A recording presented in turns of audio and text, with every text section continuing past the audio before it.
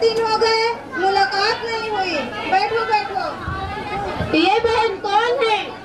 मेरी मेहमान बहन है, मुंबई से आई है। दिन के बारे में बहुत अच्छी मालूमात रखती है। अरे मैं बातों मेरी खैरियत ही पूछना भूल गई। खैरियत से हो? अरे कहाँ की खैरियत, जी रही हूँ जैसे तैसे वक्त पूरा करके दुनिया से जाना है। अरे अब्बा जान, अल्लाह ने आपको क्या कमी किए हैं? शादोआबाद घर है और बेटे की अच्छी नौकरी है और चांद जैसी खिदमत गुजार बहू है, और क्या चाहिए? खामोश रहो, मेरा मुँह न खुलवाओ। कैसा बेटा, कैसी बहू, इनको तो बूढ़े लोगों की जरूरत का एहसास ही नहीं है कि किस हाल में है, क्या खा रहे हैं, तबीयत ठीक है। बस इनको तो हमको तो अपने लिए बोझ समझते हैं और यही सोचते हैं कि कैसे छुटकारा मिले इनसे। और बहू रानी का पूछो ही नहीं, नवाबजादी जैसी है, न घर की सफाई, न नाश्ता, न चाय। लगता है इनको कुछ भी सिखाया नहीं गया है। ये सब बातें घर के बड़ों के सिखाने से आती है। और जब इनके मायके का कोई घर आ जाए तो उनकी देखभाल में बिछी रहती है, और जब हमारा कोई आता है कोई परवाह नहीं, नाटक शुरू हो जाता है। कभी सर में दर्द, कभी पेट में दर्द, कभी यहाँ दर्द, कभी वहाँ दर्द, तबीयत ठीक नहीं है। और खाने का हाल पूछो ही नहीं, चाय बहुत बेकार बनाती है और दाल पकाएगी जैसे तालाब का गंदा पानी। और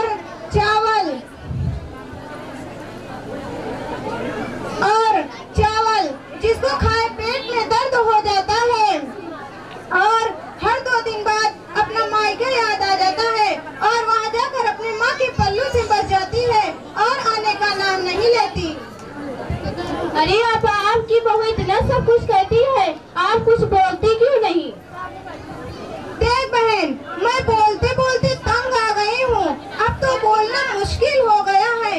अगर मैं कुछ बोलूँ तो मेरे शहजादे के पेशानी के ऊपर बल पड़ने लगते हैं, इसलिए बदन के खून घोट पी के खामोश रहना पड़ता। अरे बहन, मैं तो तुमको चाय पिलाना ही भूल गई। चलो अंदर बैठकर चाय पीते हैं।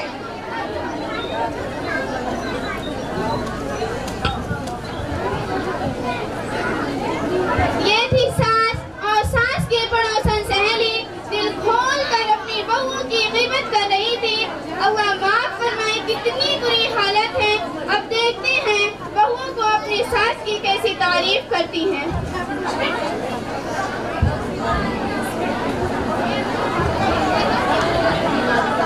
अस्सलामु अलैकुम। वालेकुम अस्सलाम। कैसी हो बहन? क्या बताऊं, ठीक भी हूँ नहीं भी हूँ।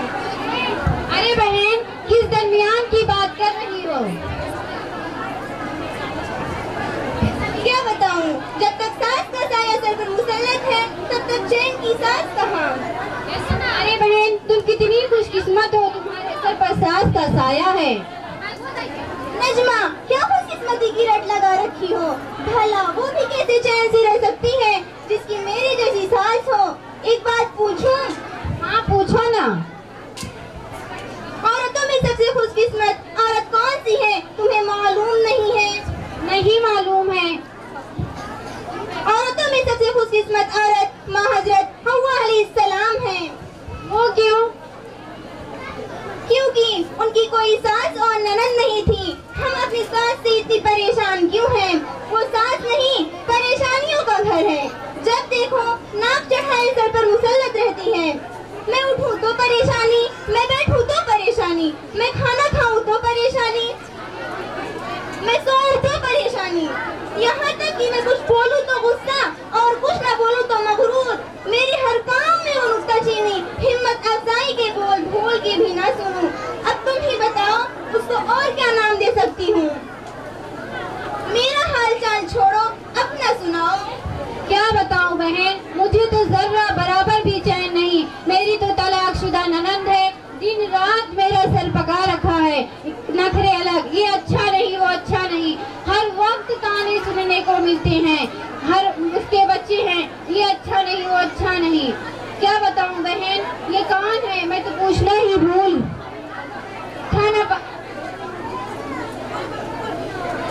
ये बहन कौन है? मैं तो पूछना ही भूल गई। ये रुकैया आपा है, मुंबई से आई है, 2-3 दिन यहाँ रुक रही है।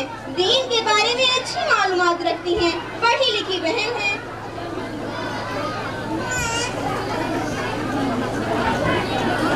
अरे रुकैया, तुम इन दोनों के साथ ही बैठी हो। आइए सासू माँ, बैठिए। माफ करना रुकैया आपा, हमने ध्यान नहीं दिया। कोई बात नहीं, सुबह से मैं घर में हूँ, एक बात देख रही हूँ, हमारी जबान पर दूसरे की शिकवे शिकायत, दूसरों की गीबत बहुत ज्यादा हो गई है। जबान के गुनाह तो हम कसरत से कर रहे हैं, अल्लाह ही हमें माफ फरमाए। और हम औरतों की बहुत बुरी आदत हो गई है, जहाँ दो चार जमा हो गई, दूसरों का तस्किया, दूसरों की चुगली हमारी तबीयत का हिस्सा बन गई है। महज वक्तगुजारी के लिए हम गीबत करना शुरू कर देते हैं और उसके नुकसान का जरा भी अंदाजा नहीं। सुबह मैरून भी आपा और उनके पड़ोसन के बातों पर मैं गौर कर रही थी और अब तुम लोगों के बातों पर मैं गौर कर रही थी। ये सारी गुफ्तगू गीबत है। अरे आपा, ये गीबत तो नहीं, जो हकीकत थी वही कह रहे थे, कुछ गलत तो नहीं कहा? हाँ सही बात है आपा। अरे मेरी बहनों, सुनो तो सही, गीबत कहते ही हैं, जिसकी तुम गीबत कर रहे हो उसके पीठ पीछे बुराई बयान करना, और तुम ऐसी बात कह रही हो जो उसमें नहीं, वो गीबत है। दोनों सूरतों पर गुनाह लाजिम है। गीबत और बहतान बहुत बड़े गुनाह हैं। गीबत के बारे में हुजूर पाक सल्लल्लाहु अलैहि वसल्लम ने फरमाया, और क्या तुमको अपने मुर्दार भाई का गोश्त खाना पसंद है? क्या तुमको उससे घिन नहीं आएगी? अल्लाह से डरो। रसूलुल्लाह सल्लल्लाहु अलैहि वसल्लम ने फरमाया, लोगों को होंठ के बल या मुंह के बल जुबान की बातें ही गिराएंगी। ये गुनाह देखने में मामूली नजर आता है, लेकिन इसमें लज्जत बहुत है। जिसको इसकी रट लग गई उसकी आखिरत की बर्बादी में कोई शक नहीं।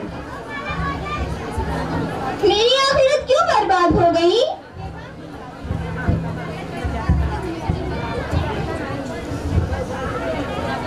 अरे मेरी प्यारी बहन, मुझे तुम्हारी बातें सुनकर ये एहसास हुआ कि हम कितनी बुरी गलती में मुब्तला थे और हम कितने बड़े गुनाह की चटकारी वक्त का गुजारी टाइम पास का जरिए समझते थे।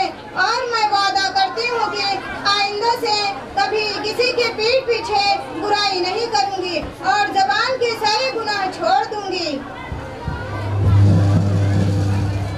क्योंकि जब हम किसी के पीठ पीछे बुराई करेंगे तो कयामत के दिन हमारी नेकियां उसको दे दी जाएंगी जिसकी हमने गीबत की थी, और हमारे नामे अमाल से नेकियां खाली हो जाएंगी। फिर भी अगर उसका हक बाकी रहा तो उसके गुनाह हम पर लाद दिए जाएंगे।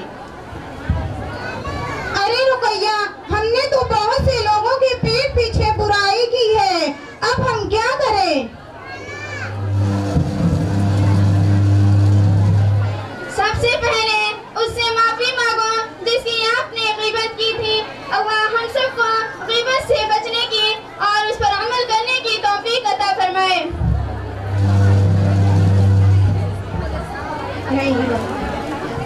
जज़ाकल्लाह तुम्हारा जो तुमने हमको इतने बड़े गुनाह से बचाया। रुकैया आपा, अल्लाह आपको जज़ाए खैर अता फरमाए। आपने हमारे आंखों पे लगी पट्टी खोल दी। मैं वादा करती हूँ आइंदा से कभी किसी के पीठ पीछे बुराइयां नहीं करूँगी। मुझे एहसास हुआ। सासू माँ, हमें माफ कर दीजिए, हमने आपके पीठ पीछे बहुत बुराइयां की हैं।